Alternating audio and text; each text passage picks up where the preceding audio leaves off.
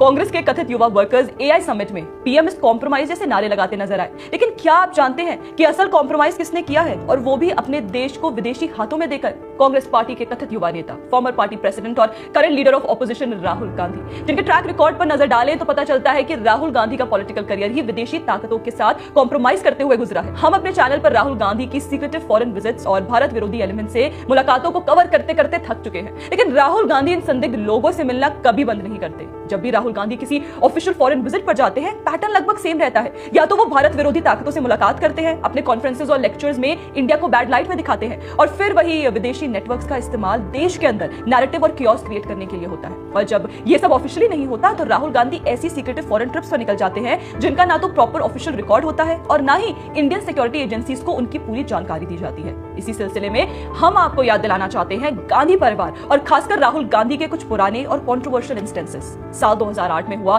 Beijing pact, जिसके तहत Gandhi family ने सारे डिप्लोमेटिक प्रोटोकॉल्स को बाईपास करके चाइनीज कम्युनिस्ट पार्टी के साथ एक सीक्रेट कंसल्टेटिव मैकेनिज्म साइन किया। सवाल ही उठता है कि एक डोमेस्टिक पॉलिटिकल पार्टी को किसी फॉरेन ऑटोक्रेसी के साथ ऐसा पैक्ट करने की क्या जरूरत थी? क्रिटिक्स के मुताबिक ये डिप्लोमेसी नहीं बल्कि डायनेस्टिक सर्वाइवल के लिए एक्सटर्नल बैकिंग तलाश करने जैसा था, भले ही उसका असर भारत के नेशनल इंटरेस्ट पर क्यों ना पड़े। इसके बाद 2017 के डोकलाम स्टैंड ऑफ के दौरान जब इंडियन आर्मी चाइना के साथ एक टेंस मिलिट्री फेस ऑफ में थी, उसी वक्त राहुल गांधी का चाइनीज एम्बेसडर से मिलना काफी कंट्रोवर्शियल रहा। मतलब एक नेशनल सिक्योरिटी क्राइसिस के बीच इस मीटिंग का टाइमिंग और पॉलिटिकल जजमेंट खुद बहुत सारे सवाल खड़े करता है। खैर, परिवार का चाइना के साथ कॉम्प्रोमाइज की तो क्या ही बात करें, it kind of runs in their blood after all. पर नाना जी यानी जवाहरलाल नेहरू जी ने हिमालयन ब्लंडर्स जो किए हैं, एक घास तक नहीं उगती कहकर अक्साई चिन चाइना को सौंप दिया था। वही Aksai chin that is an integral part of India illegally occupied by China. Anyway, आगे बढ़ते हैं। राहुल गांधी के अनऑफिशियल और सीक्रेटिव फॉरेन यात्रों पर भी सीरियस कंसर्न्स उठ चुके हैं। सीआरपीएफ ने उनके वीवीआईपी सिक्योरिटी प्रोटोकॉल वायलेशंस पर फॉर्मली ऑब्जेक्शंस रेज किए। एक ऑफिशियल लेटर में कांग्रेस प्रेसिडेंट को बताया गया कि राहुल गांधी ने बार-बार येलो बुक प्रोटोकॉल का वायलेशन किया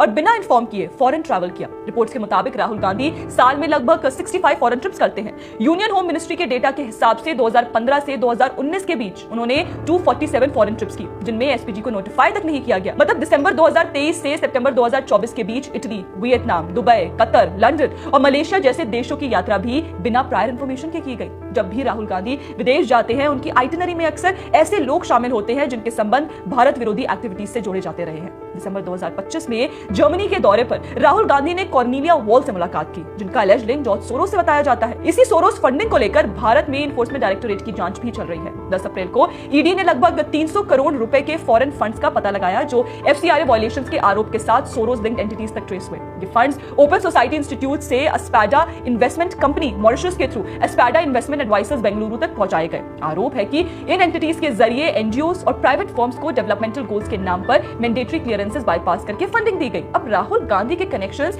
यहीं तक सीमित नहीं रहते। भारत जोड़ो यात्रा के दौरान वो ओपन सोसाइटी फाउंडेशन से एसोसिएटेड सलील शेट्टी के साथ पब्लिक अपीयरेंस में भी दिखते हैं। साल 2023 में लद्दाख के सेंसिटिव पैंगोंग सो एरिया में राहुल गांधी का मोटर बाइक टूर भी कंट्रोवर्सी का सेंटर बना, जहां उनके साथ शकीर मेराली, सादिक इरफान केमानी मेराली और ल्यूगी विंची मौजूद थे। शकीर मेराली का नाम उन कंपनी से जोड़ा जाता है जो ईडी इन्वेस्टिगेशन के अंडर है। राहुल गांधी के देखिए क्लोज एड और इंडियन ओवरसीज कांग्रेस के चेयरमैन सैम पित्रोदा पर भी नामबियर कमेटी रिपोर्ट के हवाले से 150 करोड़ रुपए के स्कैम का क्लेम किया गया है। Sam Pitroda global knowledge initiative चलाते हैं, जो सोरोस और यूएसएड फंडेड बताई जाती है। क्लेम्स के मुताबिक राहुल गांधी के यूएसए ट्रिप्स के फंड्स यहीं से आए और वहां खालिस्तानी एलिमेंट्स के साथ मीटिंग्स भी हुई। इस पूरे इकोसिस्टम में ओसीसीआरपी जैसे ऑर्गेनाइजेशंस का भी नाम आता है, जिन पर एंटी इंडिया नैरेटिव प्रमोट करने का आरोप है और जिनकी फंडिंग ओपन सोसाइटी फाउंडेशन से जोड़ी जाती है। लेकिन राहुल गांधी ने ओसीसीआरपी की रिपोर्ट का इस्तेमाल अडानी ग्रुप पर अटैक के लिए किया और उस प्रेस कॉन्फ्रेंस को ओसीसीआरपी ने खुद लाइव टेलीकास्ट भी किया, जिससे नैरेटिव अलाइनमेंट के सवाल और गहरे हो जाते हैं। सितंबर 2024 में यूएसए विजिट के दौरान राहुल गांधी ने इल्हान उमर से भी मुलाकात की,